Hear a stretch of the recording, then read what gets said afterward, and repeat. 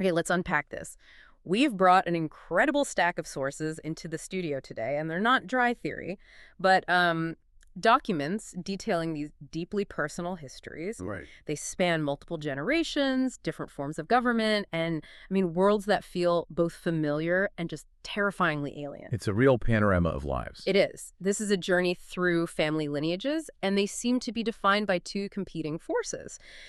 You have this colossal, almost suffocating weight of expectation. The name. The name, exactly. And on the other side, you have this equally massive, often really self-destructive desire for escape. That's precisely right. And our mission today is to treat these records, these letters, these diaries, these confessions as absolute factual history.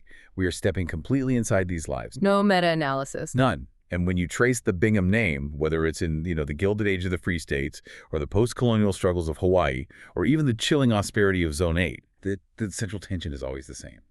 It's this struggle for genuine, self-determined happiness against the pressure of one's inherited name. And what we're going to see, I think, pretty consistently is that the pursuit of that self-determination, that impossible freedom, it demands an almost biblical level of abandonment. Oh, absolutely. People shed wealth, identity, family, and sometimes even their own moral compass just to survive outside that prescribed path. So we're starting at the origin point of this conflict with an heir in the early Free States era who's navigating a choice that really defines the next century of this family's history. We'll move chronologically, tracing the dramatic consequences of one man's decision as it echoes through the lives of Kawika, Charles Griffith, and ultimately a woman named Charlie, operating in a future that feels like the logical, oppressive conclusion of all these original constraints. So let's begin with David Bingham. We're in the early days of the Free States, and his family's world is centered around Washington Square. And the scene the sources paint for us is one of just staggering protected privilege. It's the perfect gilded cage. I mean, David lives in a world where the domestic reality is always this murmur, this inconsequential conversation. What are they talking about? Oh, bank news, the intricacies of his brother John's latest studies, minor family gossip. It's a pocket of tranquility that's so deep, it's almost sterile. But the sources, they instantly shatter that tranquility by providing the context of the world just outside their doors. Yes, they do. While they are discussing these, inconsequential bank mergers, the world is described as storming and burning. Exactly. The sheer scope of global violence raging at this moment is staggering. You have the Germans pushing deep into Africa. The French are violently entrenched in Indochina. And even closer to home. Much closer. In the colonies, the South, the reports of violence are immediate and horrifying. Shootings and hangings and beatings, immolations. These are events that are, frankly, too terrible for the Bingham family to actually contemplate, and yet they're physically so near. And this proximity of terror to immense comfort that defines the pressure David is living under. He's expected to inherit this secure yet morally shielded world. Which brings us to this very somber family gathering. Right. It's John, Peter, Eden, his grandfather, and David. And the grandfather, Nathaniel Bingham, chooses to be brutally candid. He is highly unusual. The source says he is having a discussion other grandfathers would not suffer, choosing to speak plainly about the future and specifically about David's role in it. And the core subject is David inheriting the Washington Square House. The nexus. The absolute nexus of Bingham power and responsibility. And David's internal reaction is just panic. It is. The house, which should be the ultimate guarantee of security and comfort, feels like a monumental, inescapable prison to him. So he tries to deflect. He voices worry about his siblings, Eden and John. And Nathaniel Bingham, the grandfather, he just cuts through that deflection immediately, so briskly. Eden and John will be fine, he states. You needn't worry about them. And this is critical because it establishes David as the unique focus of the generational burden. He is the principal asset. He's the one who must secure the legacy. This singular focus then leads directly to the arranged courtship with Charles Griffith. Charles is presented as the ideal choice. He's substantial, he's experienced, but he's not part of the immediate New York aristocracy. He's a shipper and trader from the Cape and Nantucket, widowed, and crucially, childless. And the family's reaction to Charles is very telling. Eliza, she's the picture of dutiful support. He sounds lovely. Of course. But Peter is the insightful one. Peter keeps asking David, very pointedly, repeatedly, whether he plans to accept the arrangement. So it's not a casual question. Not at all. It's loaded with skepticism. It suggests a deep awareness of David's nature and his probable reluctance to commit to this predefined life. Peter seems to recognize the disaster that's lurking just beneath David's compliant surface. What's fascinating is how easy the initial meetings between Charles and David are. They go to concerts, cafes, they discuss books and plays. And the sources make a really keen observation here. An arranged marriage inevitably demanded an acceleration of intimacies. Right. This formalized pace emboldens David to ask Charles about his former husband, basically jumping years of casual dating protocol. And this accelerated intimacy leads directly to the first crack in Charles's carefully curated image. It does. Charles reveals he spent time in the West, and he describes it in these really unsettling terms, an air there of unhealthiness, I suppose, certainly licentiousness. It felt dangerous. And here's where the analysis of the Bingham power structure comes in. David relays this back to his grandfather, who, despite having the vast resources of Bingham brothers at his disposal, the best doctors, lawyers, investigators, his silvery eyebrows raise. This detail about Charles's past in the West was either deliberately missed by their investigation or, more likely, Charles had lied about the duration or nature of his time there. Either way, the grandfather is instantly concerned. He's worried about Charles's transparency, his character. Right. And it's right into this vacuum of trust, this moment when David is questioning his gilded future, that Edward Bishop appears. The complete antithesis of all things Bingham. Absolutely. David meets Edward through his volunteer work at an orphanage, which is an obligation meant purely to check the boxes of being, industrious and obedient. And we get this incredible visual detail of the setting. The bank lobby where they're hosting this children's feast. That's stunning. The immense crushing opulence of the silvery marble floor and the imposing ionic columns. And then you contrast that sharply with this line of small children queuing for something as simple as a peppermint candy. And right there, in this clash of wealth and need, walks Edward Bishop, the music teacher. And the song he's singing is key. Why are you single? Why live alone? Have you no babies? Have you no home? It's jaunty and careless, but for David, who is trapped in his house, that song acts as a siren call. It's a promise of deliverance from the dismal, lonely future that Peter had just questioned him about. And Edward is instantly magnetic. When David tries to maintain his proper, severe demeanor, Edward just meets it with this broad, brilliant smile that flusters David immediately. Edward, he's dark-haired, he's handsome, he's instantly charming, and crucially, he recognizes David's status, but he twists it into flattery. Yes. He says, "You're Mr. David Bingham of the New York Binghams," suggesting the other Binghams of the Free States are mere disappointments. And David is instantly validated. He's hooked. He's trading the security of the name for the thrill of being recognized outside of its strict rules. This one encounter marks the definitive shift in David's entire routine. He begins actively seeking Edward out. He details the quickening of his heart, the acceleration of his breath as he approaches the classroom. And when Edward's schedule changes, David is disappointed, but then, purposefully, he waits outside in the cold. He's prioritizing Edward over all his other duties. His persistence is rewarded with a coffee invitation. Yeah. As they walk, Edward is humming a popular song, and David has this momentary internalized check. Is Edward just surface and gloss? Is he just a flibberty gibbet? Right, a lightweight. But he rationalizes it so quickly. He reminds himself that this is coffee, not an offer of marriage. A clear contrast to the high-stakes arrangement with Charles Griffith, whom he has been actively avoiding. The tea house they choose is also indicative of the dangers David is now embracing. It's described as cramped, with a rough floor, and it's filled with challenging political talk. Specifically, the conversation centers on the welcoming, or the distinct lack thereof, for Negroes escaping the colonies. The very same terrifying, burning world the Binghams choose to ignore. So this new social setting, it reinforces the fact that David is deliberately entering a world of tension and political risk. And that danger escalates to the point of no return when Edward takes David back to his boarding house. He has to navigate the troublesome second step, and this mansion converted into a house of strangers smelling of cabbage and damp. David recognizes he is having an adventure, but immediately feels this flash of shame. He realizes this demands no kind of bravery at all. He's just hiding. He's not actually fighting the system. But the intimacy deepens quickly. David, the heir, begins treating Edward's life, his chaotic past, his various jobs as a waiter, a dock worker, a delivery boy like a mystery novel, rereading all the details in his diary. And Edward is 5 years younger. a conservatory dropout from Worcester, carrying a biography that is utterly unlike David's static, pre-written future. So the relationship is progressing very rapidly now. It is. And Edward seemed to genuinely connect with David's core innocence. During their third meeting, Edward closes the curtains mid-sentence, which is a profound gesture of intimacy and confidentiality. What does he say? He describes David not as ignorant, but as innocent, something small and precious, something to be protected. And this perception, whether it's genuine or manufactured, it allows Edward to reveal his truth. Right. He tells David he is from the colonies, specifically Georgia, near Savannah. His father was a school teacher, and their escape in '77 was a typical tale, though it was made illegal after the South seceded. But there's some ambiguity there. Yes. What's emotionally ambiguous is Edward's uncertainty about his father's motivation for leaving.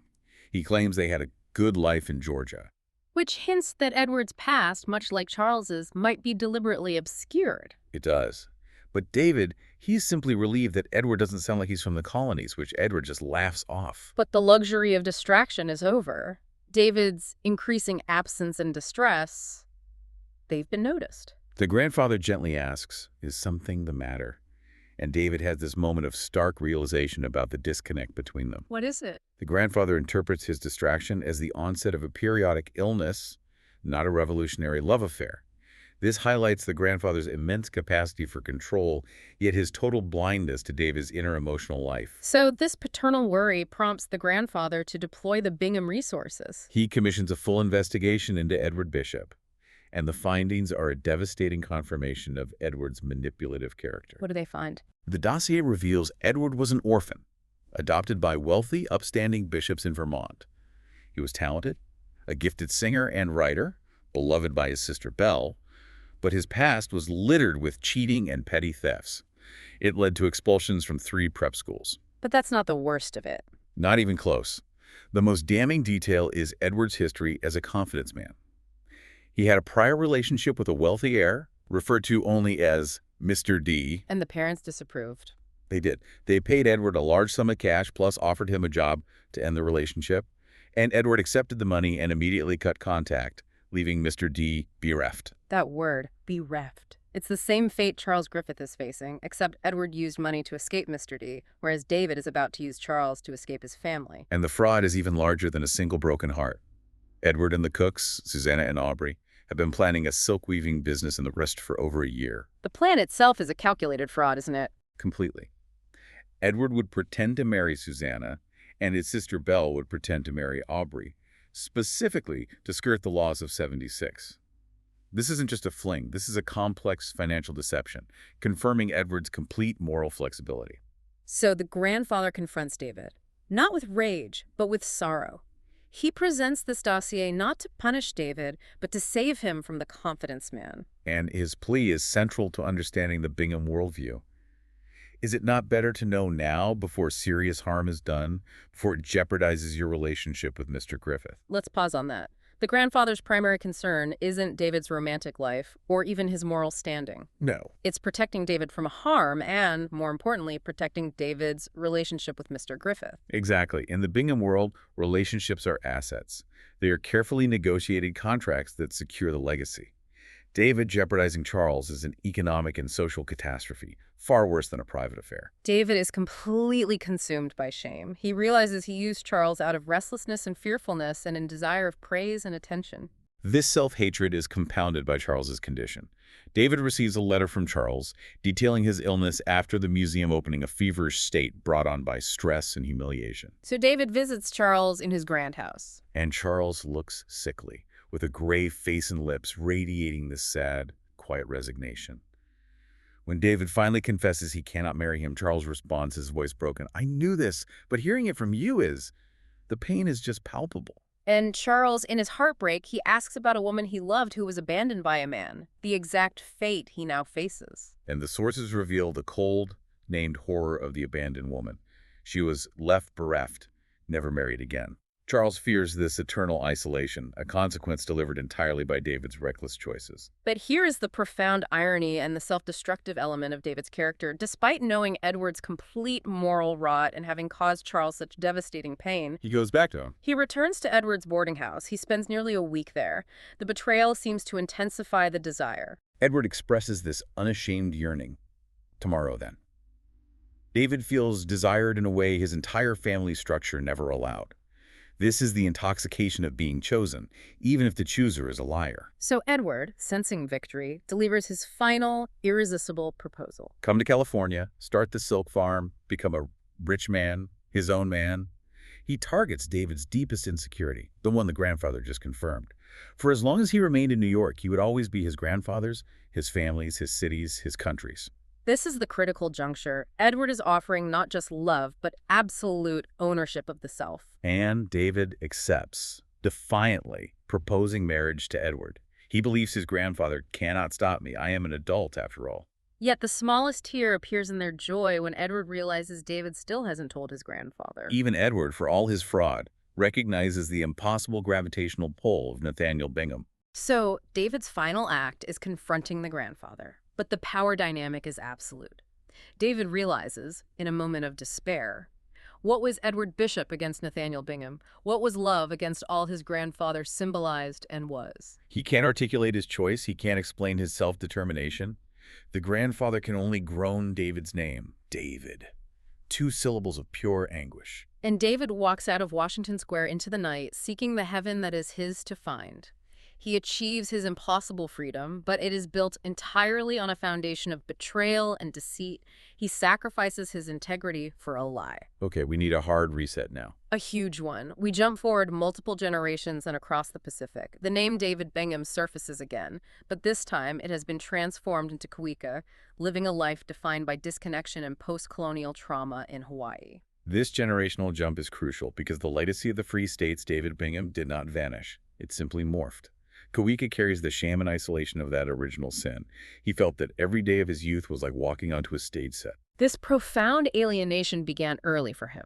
He describes watching a coarse stage show that mercilessly ridiculed Hawaiian culture. And for him, this was the brutal dismemberment of everything I was, stripped naked and pushed onto the stage to be howled at. That memory is the core of his self-loathing. He struggles intensely with his own cultural identity, doesn't he? Oh, deeply. He notes that even his name, Kawika, which is a Hawaiianization of the Christian name David, is a deficit. So he carries the name of the colonizer, David, just rendered in Hawaiian. Symbolizing that he is perpetually less than both pure Hawaiian and pure Bingham. He is detached, struggling with an aging soul and a chronic loneliness. And into this alienation, the original conflict reasserts itself. Kawika encounters a new Edward, back in Hawaii after his mother's death. They drive to a 25-cent wonton mun restaurant, and this Edward is fierce and passionate. This Edward is the antithesis of the Free States, David, and he's almost the inverse of the first Edward. Completely. He's politically engaged, wrapped by Bethesda's protest speeches, fiercely singing Aleaoi Kawi Kapulima, the anti-annexation song. This Edward is the real Hawaiian. He's angrier, poorer, and fluent in the language. And this fervent commitment only highlights Kawika's deficiency. Kawika knows he is not this. He is trapped between the expectations of a legacy he rejected and a culture he cannot fully embrace. But the new Edward, he has a driving vision that mirrors the original Free States' escape, a fantasy of absolute self-rule. What's the plan? He suggests that the family's useless piece of scrubland, the Lipoanahili, will become the birthplace of a new dynasty, a new kingdom. Edward promises, "Your blood gives you a right to the throne, but we're going to begin a new dynasty for it." And the sources make it clear how pathetic and make-believe this plan is. Utterly. They knew absolutely nothing of history or work or responsibility. Kawika sees it as a revised, distorted memory of the bishop's house, a perfect diorama of happiness he could never genuinely enter. The preparation for this kingdom is profoundly sad. It is. Kawika is reduced to stealing small, pathetic items from his young son's room. T-shirts, underwear, and his favorite shark plushie. He stocks Edward's beat-up car with Spam and instant noodles, borrowing money from family connections, the bishop's, Mr. D's parents, to fund this delusion. The contrast between the grandiose promise and the squalid reality is stunning. Kawika remains silent when Edward makes completely improbable statements like, "We'll build a real palace." And that silence isn't agreement, it's the inability to face the truth. Right. And the breakdown is tragically inevitable. When they arrive, the kingdom is just ugly debris, a muddy tarp rustling in the breeze, a feeling that something is fundamentally amiss. And Kawika's son confronts the fantasy with this heartbreaking innocence. What are we doing here? And Kawika, this educated man, is incapable of articulating the truth. that he has surrendered their lives to Edward's delusion. The cruelty reaches its peak when Edward, the man of political fervor, tells the small son, "You're staying here at Lipowanahili." The son's final, desperate cry, but that's make-believe, is devastating. Kawika realizes he is paralyzed, that he has failed his son utterly. And the ultimate abandonment is the realization that Edward and the Cooks have arranged to take the son away, leaving Kawika behind in his failed kingdom. Kawika sacrificed his son's stability and well-being for a narcissistic, impossible dream of freedom, echoing the original David Bingham's decision to choose the con man over Charles. The consequences are documented years later in Kawika's letter. He details his confinement, his struggle to remember, his shame at making his son sleep outside. His apology is so deeply reflective. "I was capable of being my father, the man who taught him to read, but he failed to protect his son from his own mistakes." The son's return visit years later is a tragic tableau. It is. He finds Kawika and Edward deteriorated, reaching up like children for the meals he serves them, even though they're only in their 40s. The cost of that stolen freedom was not just the loss of wealth, but the total collapse of their lives, their dignity, and their sanity. We shift now back to New York, but a New York transformed into a heavily codified and controlled municipality, Zone 8. And we return to the lineage of Charles Griffith, the man abandoned by David Bingham, who is now Dr. Charles Griffith, a physician specializing in predictive influenza at the state-sponsored Larson Center. Charles's survival story is one of profound moral compromise, rooted in the need for security after that original abandonment. He lives in the building that was once his grandfather's house, now divided into 8 units after the major '83 uprising. And the constant background noise is the state. The police helicopters whooping overhead, the state buildings, the omnipresent checkpoints. This environment emphasizes control and surveillance. His relationship with his husband, Nathaniel, who was a landscape designer, is incredibly strained. Nathaniel struggles with his lost professional identity, now quietly decorating the apartment Charles owns, filled with resentment over his professional sacrifice. And Charles is consumed by jealousy, jealous of Nathaniel's connection with their baby and his new friends Aubrey, Cook, and Norris. Nathaniel spends every Saturday at Aubrey's house on Washington Square, and Charles is immediately suspicious of this outside world. Aubrey is 65 and black, Norris is 72 and Asian Hawaiian looking. And Norris's appearance immediately triggers Charles, linking this new life to the old abandoned world of David Bingham and Kawika. He just blurts it out, "Are you from Hawaii?" to Norris, trying to connect the dots of the past. And the house Aubrey and Norris own is substantial, which contrasts sharply with Charles and Nathaniel's divided, monitored unit. And that just fuels Charles's quiet fury at Nathaniel's preference for their company. He sees it as an implied critique of the life Charles has so painstakingly constructed. Meanwhile, their son, David, Named after the original David Bingham, perhaps ironically. right. He is very, very bright, but struggles acutely with impulse control and socialization, something Charles feels profound guilt about, believing he failed to help him. The son's rebellion takes a political turn. He associates himself with The Light, an anti-government, anti-science group dedicated to revealing the truth. Which is a direct challenge to Charles, the state-sponsored scientist. A huge one. And this political association culminates in a catastrophic confrontation. David is expelled from the RU school, the state-sponsored re-education university, for building a small bomb. And Charles reacts with absolute fury, fueled by existential fear. His anger stems not from disappointment, but from survival. He yells, "We're guests in this country. Don't you know you could have been taken from us, been sent to a state institution? You know kids have been sent away for less." This raw, unvarnished fear reveals the constant low-level terror Charles lives under, despite his professional status. David, who rarely cries, offers rare tears and an apology, but the family unit is shattered by the state's pressure. The tension reaches a peak during a dinner at Aubrey's house later in the timeline. David announces his news. He's marrying Eden, whom he met at a meeting of the Light. And Charles tries desperately, almost violently, to derail the announcement. He sees this marriage as the ultimate act of treason against their precarious security.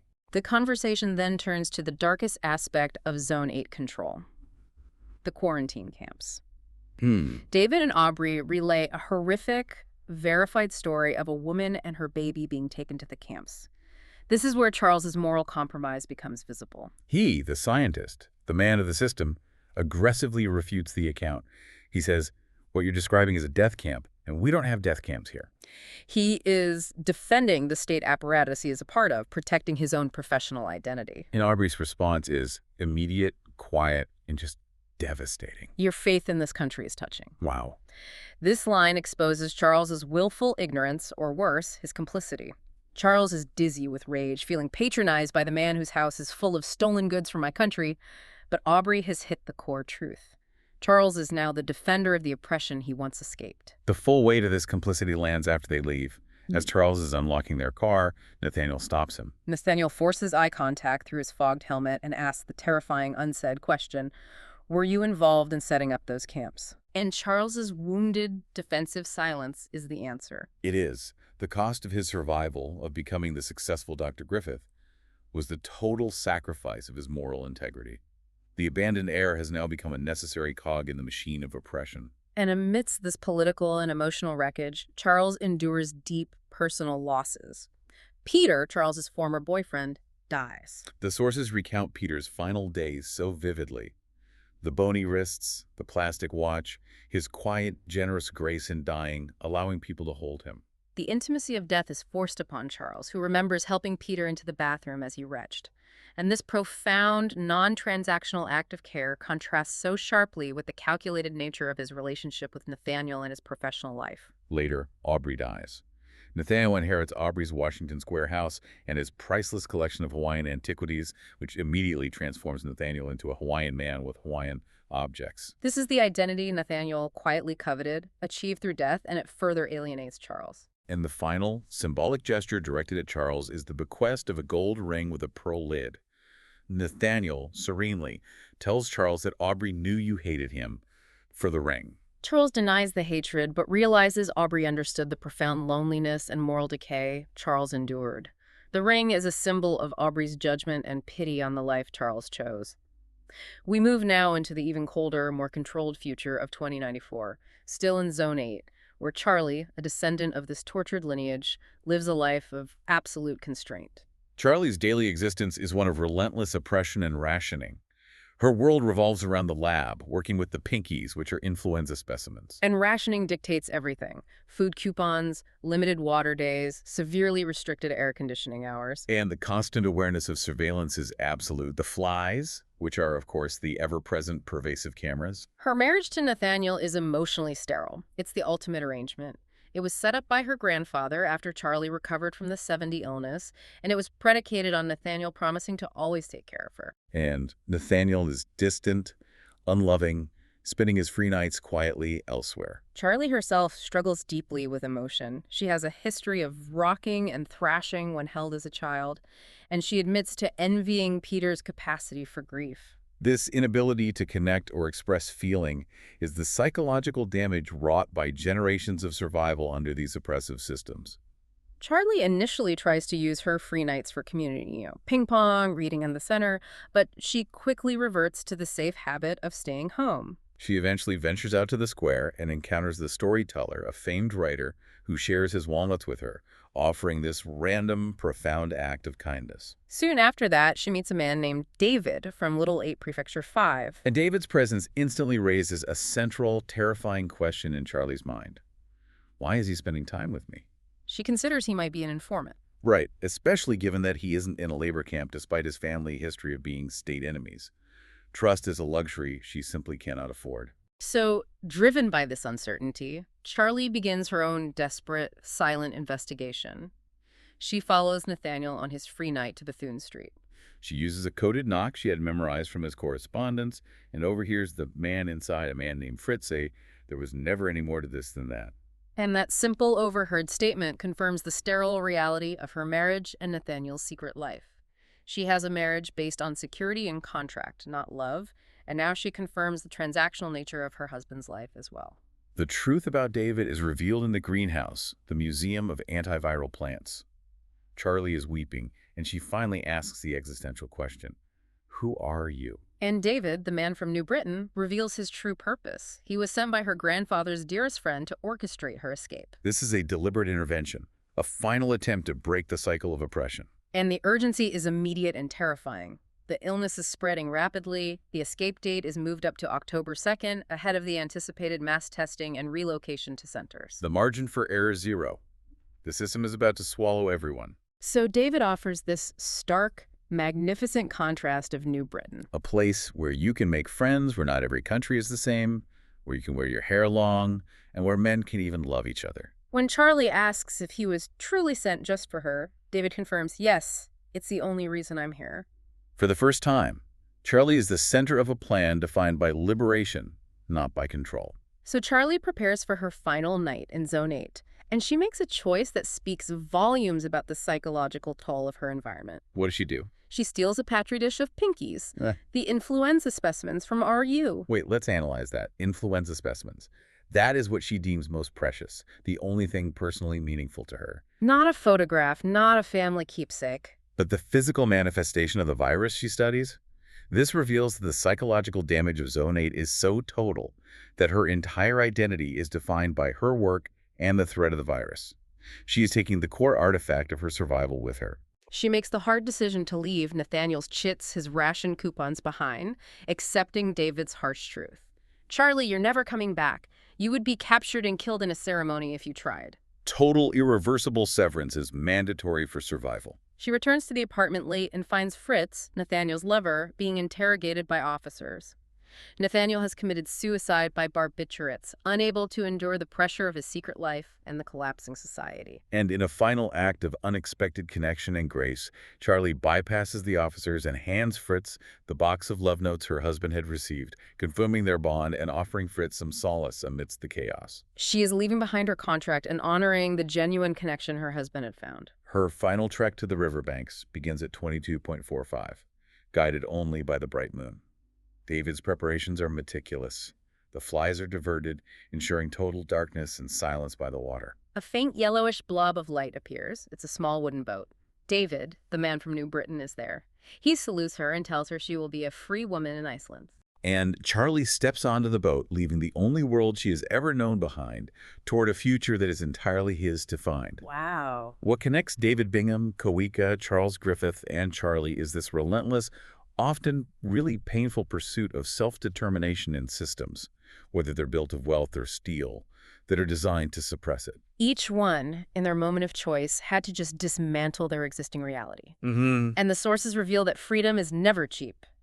David Bingham sacrifices integrity for a lie and leaves a man bereft. Kawika sacrifices his son's safety for a delusion and collapses psychologically. Charles Griffith sacrifices his moral center to survive the pandemic state. And Charlie, in the final act, must abandon her entire known identity, even as her husband takes his own life due to the crushing pressure. Charles, the physician who survived multiple plagues and the moral compromises of Zone 8, he once reflected that the illness clarified who they are, Yes. revealing that no law, no arrangement, no amount of love was stronger than our own needs to survive. He saw cold survival as the ultimate driver of human action. And that reflection makes you question. If survival demands the total sacrifice of your previous identity, if the self that emerges from the wreckage is hardened and detached, is that life still truly yours? As you reflect on Charlie's final silent act, her escape into the radical unknown, we leave you with this question, inspired by her final theft. If you knew you were crossing that river tonight, never to return, what single, strange, personally meaningful thing would you steal from your old life? What is the one artifact that defines your survival?